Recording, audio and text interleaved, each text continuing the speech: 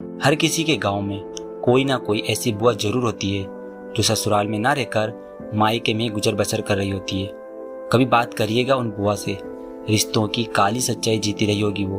हमारे गांव में भी थी एक बुआ, काफी बुजुर्ग। अब तो शायद हाथ पैर भी कांपने लगे थे उनके। बेटे का मुंडन था, सब लोग घर में दौड़भागी में लगे थे। तभी मुख्य दरवाजे से 70 साल की कांति बुआ अंदर आती दिखी। कांति बुआ भी अपना पूरा जीवन मायके में गुजार रही थी। उन्हें देखकर मेरी अम्मा मतलब सासू माँ कुछ बड़बड़ाने लगी। कांति बुआ ने आज भी वही पुरानी साड़ी ही पहन रखी थी, पर बड़ी खुश नजर आ रही थी। मैंने एक कटोरी में 2 गुलाब जामुन निकाले और बुआ को खाने के लिए देने पहुंच गई। पास में पड़ी कुर्सी डालते ही मैंने बुआ को बैठने के कहा और वो कटोरी उन्हें पकड़ा दी। कटोरी पकड़ाकर जैसे ही सामने दिख रहे अम्मा के कमरे में गई तो अम्मा मुझे देखते ही गुस्सा करने लगी। तुम्हें क्या जरूरत थी आज इनके सामने आने की? मैं सहम गई और पूछा, क्या हो गया? बुआ ही तो है। बुआ है तो?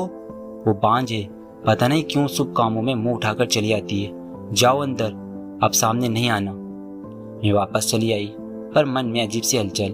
खैर धीरे धीरे सारे काम निपट गए और हम भी फ्री हो गए।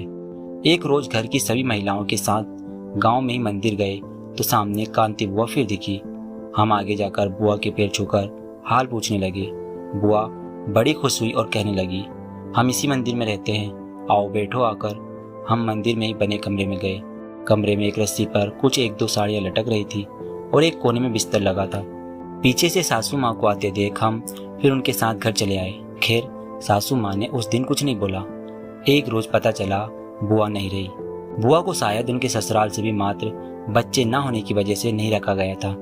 बुआ को उनके किसी भाई ने भी स्वीकार नहीं किया था। पूरे जीवन भर बुआ गांव के बने उसी मंदिर में रहती थी।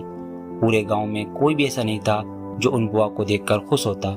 आज वो बुआ तो चली गई, पर समाज में अभी भी जाने कितनी महिलाएं जिनके बच्चे नहीं हुए, उन्हें समाज ताने देता रहता है और शब्दों से प्रताड़ित करता रहता है। यहाँ तक कि पुरुष की दूसरी शादी कराने में भी पीछे नहीं रहता और ना ही घर से बेघर करने में। बस आज आकाश के एल्बम में बुआ की तस्वीर दिखी तो उनकी कहानी याद आ गई। कहानी अच्छी लगी हो तो कहानी को लाइक और शेयर करें और इस चैनल को सब्सक्राइब भी जरूर करें। मिलते हैं अगले वीडियो में। अपना और अपने अपनों का ख्याल रखिए।